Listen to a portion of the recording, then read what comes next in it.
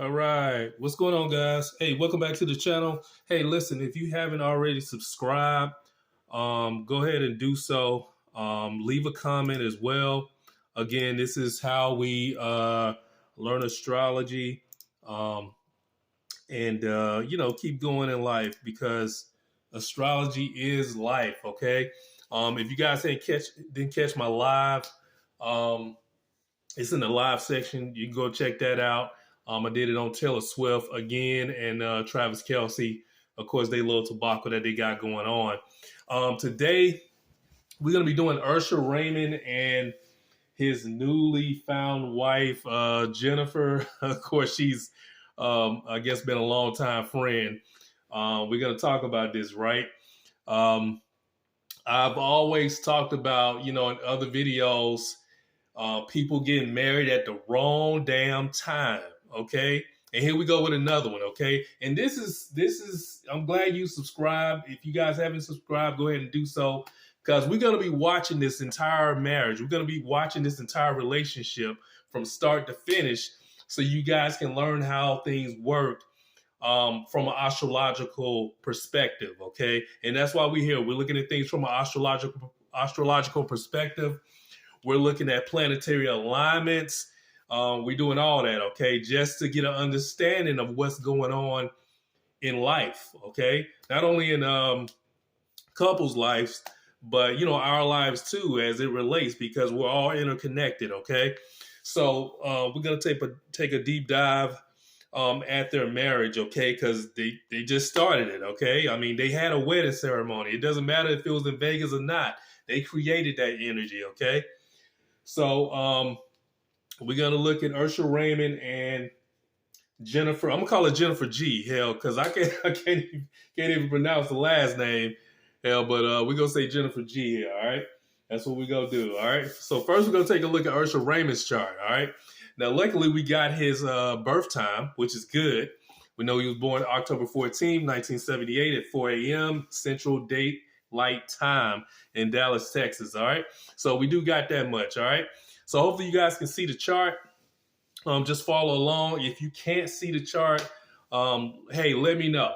Okay. Just shoot me an email, leave it a comment in the comment section. Let me know whether or not you can see the chart. I'm going to be pointing things out. All right.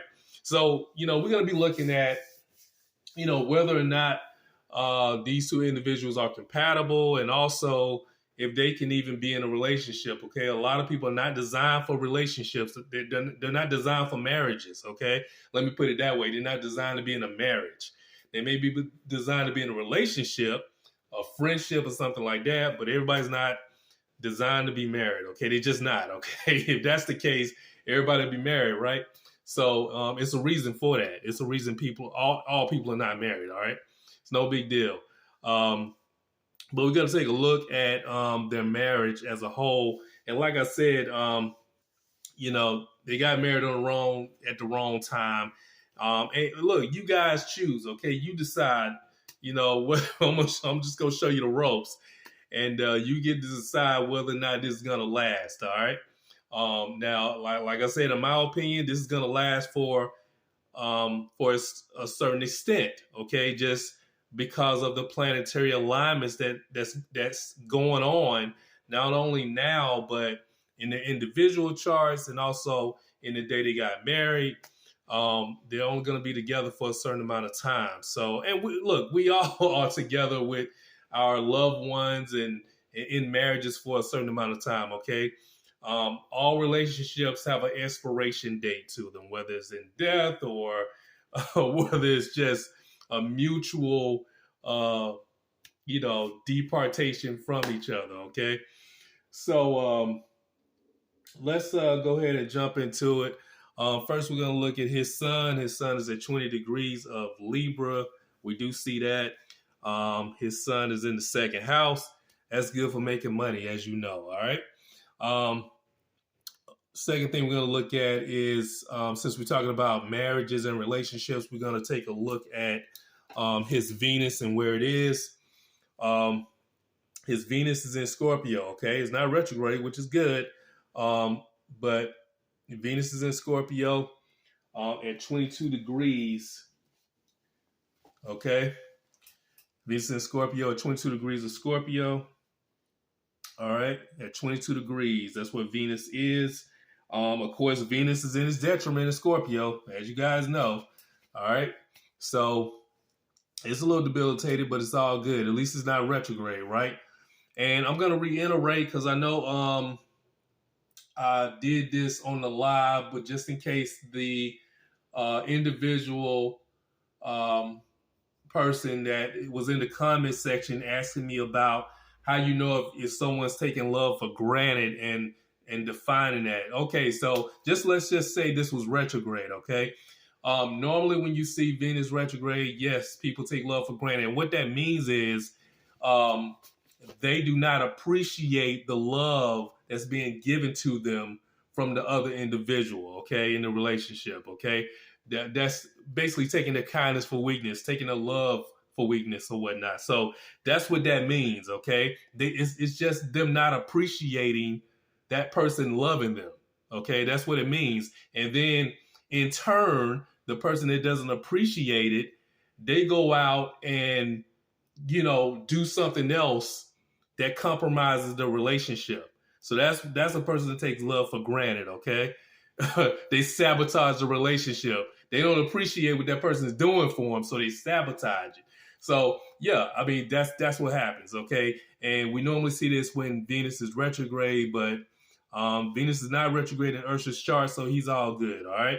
Now his Venus is making a trine to his moon, which is really good for relationships, right? That's really good for loving relationships. That's really good for marriage. That's real good, right? We got his moon at 26 degrees of Pisces, which is really good. And then we got the south node at 26 degrees of Pisces.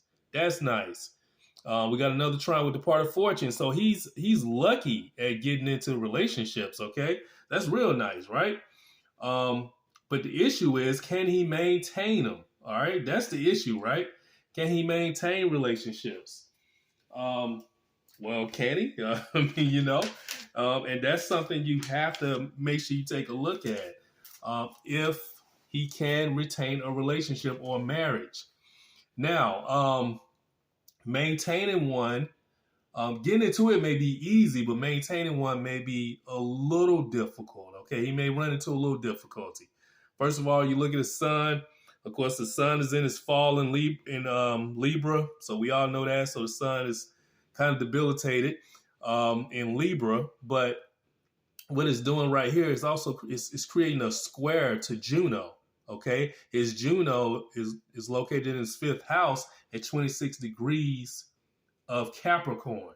All right, now what's that saying? What is that saying? That's saying that his career and how he's making his money will get in the way of his marriages. Okay, that's what that's saying. And his romances, it can be agitating to him. Okay, he's out here trying to make money, but he's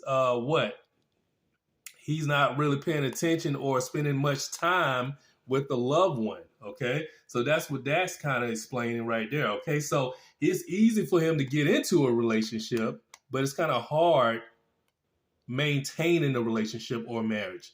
Okay, does that make sense? So, and also, if you take a look at Saturn right here, he has Saturn in his first house. All right, Saturn is at 9 degrees of Virgo.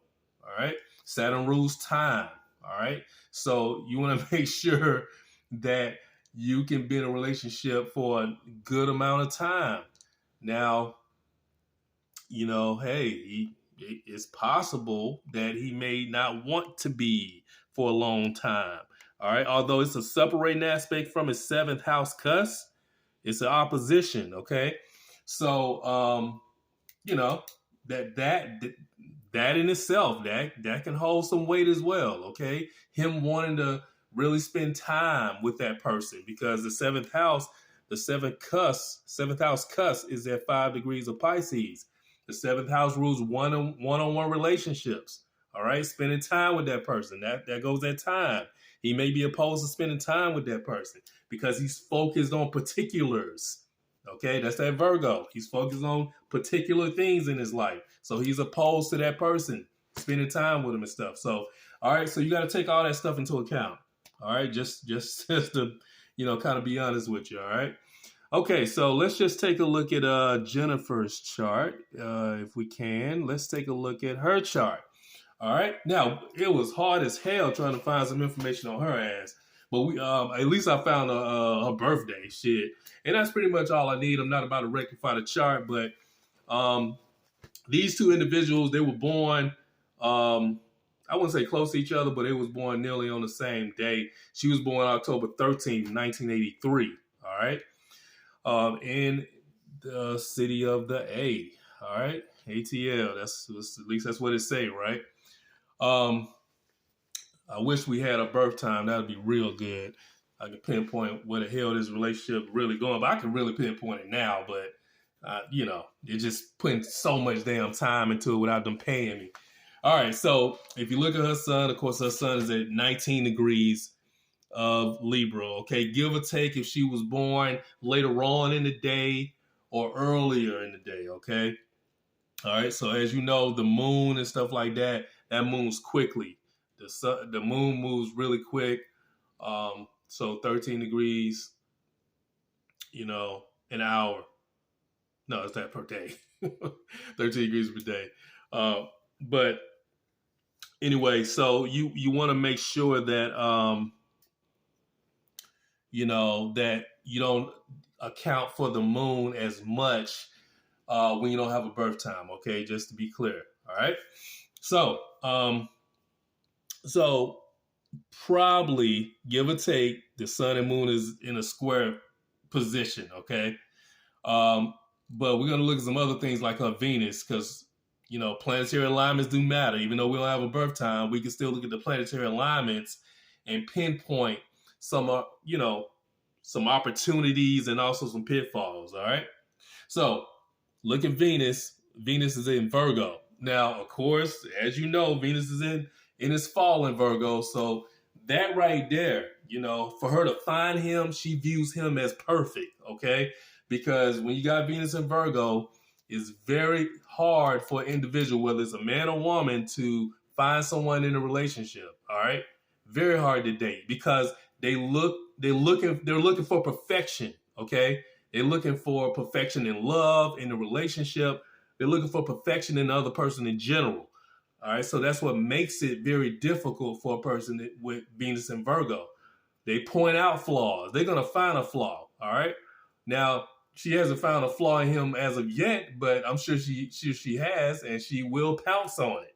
All right. So, if you see that, that's, it is what it is. And she got Mars by Venus, similar to him too. So, it's a nice trine that she got going on with Juno right here. Of course, Juno rules marriages and relationships as well.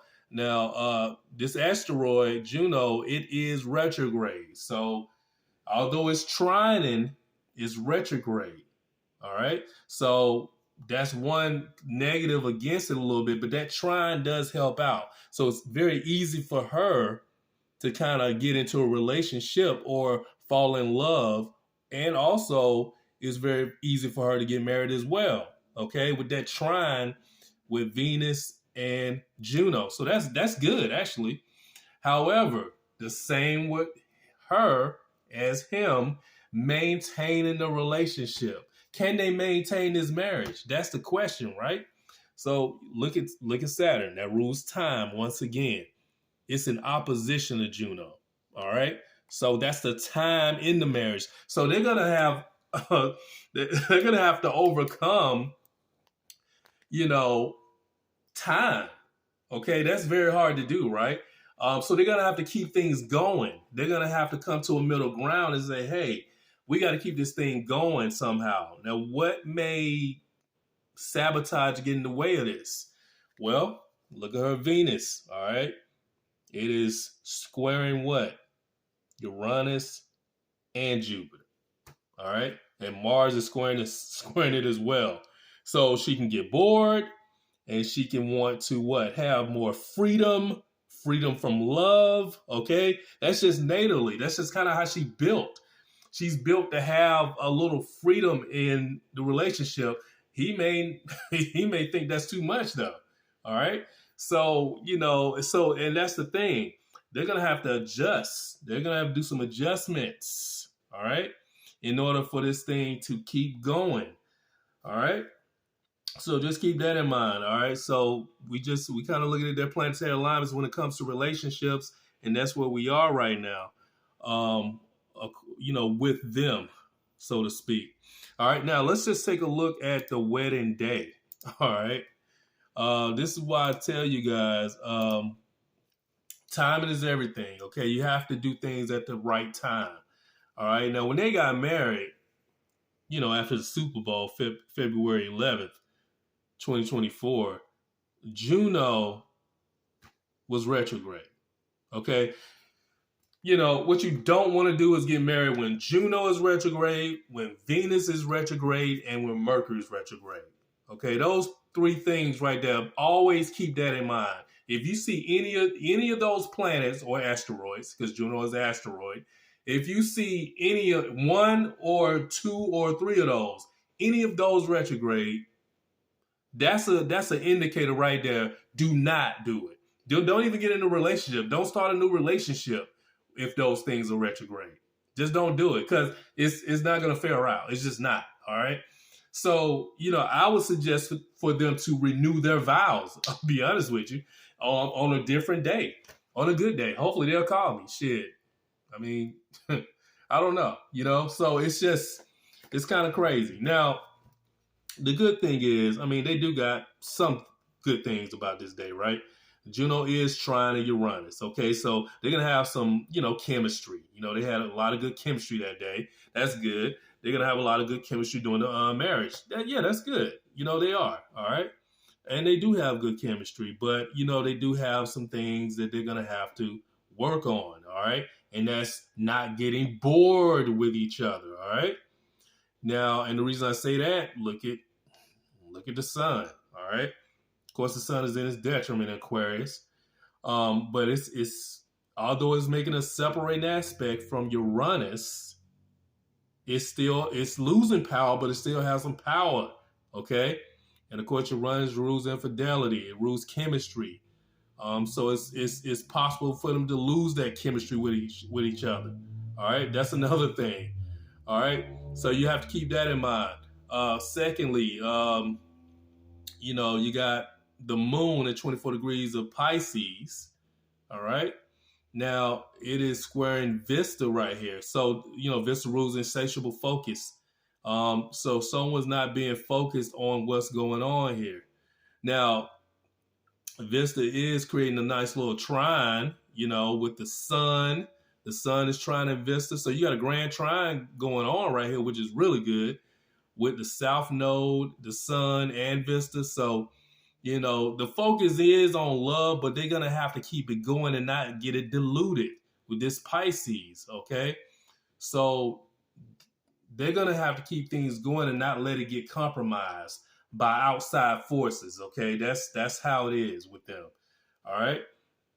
So, it is what it is. The Venus is in Capricorn, so that energy right there, when Venus is in Capricorn, guys, or Juno's in Capricorn, individuals born with that particular planetary alignment and stance, it's very difficult for them to feel love, all right? Because it's, Saturn is dry. It's very dry.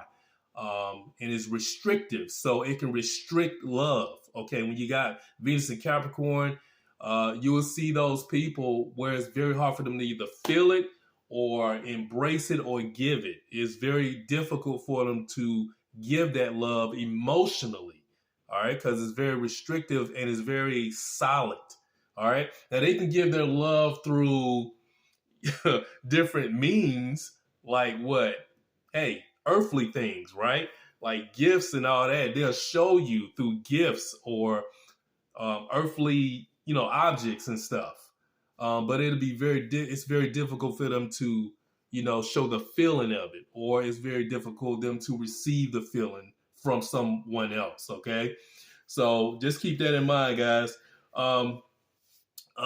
Real quick, we're just going to look at Ursula's chart along with hers. to see if they are compatible. They are, like I said, they are compatible to a certain extent, guys. Um, so now, one thing that I want you guys to understand and look at is that, and just keep this in mind as their marriage keep going. Um, One thing is her Venus and her Mars, they are semi-squaring his sun. All right, that's her Venus and Mars. She's on the outside wheel. Okay, he's on the inside wheel. This is her Venus and her Mars. That's semi-squaring his sun. That's him. All right. So sometimes that his money, the way he makes his money can be very agitating to her. Like I said, it can restrict their love with that semi-square. Also, arguments can occur because she can get upset. All right. So she can get upset with him. All right. You know what I'm saying? Quickly, due to that semi-square, because Mars is right there. Mars is right there. And it could be something that he's doing physically. Because with that Venus in Virgo, guys, you're gonna learn this very quickly. If you touch any of the things or something like that, or something out of place, you move something out of place, they're gonna get upset. They're gonna get upset with that, that particular alignment. Okay, with that other person, especially when it's semi-squaring like that. Okay, but that's just one thing they're gonna have to get over it. But see, those things add up. Okay, those agitation, those upsets, they add up. Okay, so just really keep that in mind. Also, Uranus and Jupiter. Okay, it's also semi-squaring his natal sun. That's another thing. That's the whole, getting, bored with him, or, the chemistry running out, or lack of chemistry sometimes. And her feeling like she want to be free because those planets are in Sagittarius. That rules freedom. And Jupiter, it's already freeing. It's a freeing energy. So, she may want to free herself, so she's going to need space. How much space? Hey,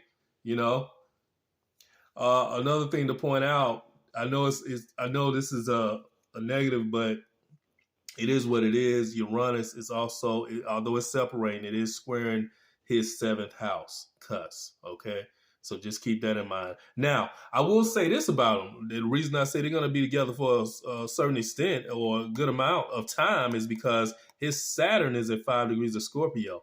It's making a nice trine. It's absolute to his 5th house cusp. So that's really good. Okay. So they got really good communication. Okay. That's that communication. It doesn't always have to be Mercury. Okay. As long as that planet, her planet, or something like that is in the 5th house or is in the 3rd house. I'm sorry. Is in the 3rd house or aspecting his 3rd house, her planet, or something like that. Yes, they're going to have some good communication. So the communication is solid. That's good sexual chemistry too, as well, because it's in Scorpio. So that's real good. And also, it's making a nice conjunction. It's a little out of reach, but I give it some. She probably can feel it, that sexual chemistry with him, especially with her Saturn being in Scorpio like that. So that's real good, all right? So that's going to keep things going for a while, all right? And that's good. So that's really good. Just a little something on them. They're going to be together for a certain amount of time. You guys watch this closely, okay? As time go on, because we got an eclipse coming up too. That's going to be rocking they shit, all right? So I can tell you right now, they're not going to be out of the news. They're going to be back in the news. So Usher's new album just dropped, which is good, but they're going to be back in the news with each other. So just keep that in mind, guys. We're going to be watching this closely, and we're going to come back to them, all right? And again, leave a comment below. Let me know what you think about the video. If you have any questions, just leave them below, too, and I'll address it on the next video. All right? Peace.